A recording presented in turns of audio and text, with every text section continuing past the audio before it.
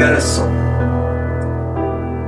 Quiero por amante a esta mujer que esconde bajo su velo el mágico resplandor del ámbar, quien ser humano con alma alguna haya visto jamás, para guardarla en el fondo del corazón, como se guarda y se cuida el cofre donde reluce el oro y la perla.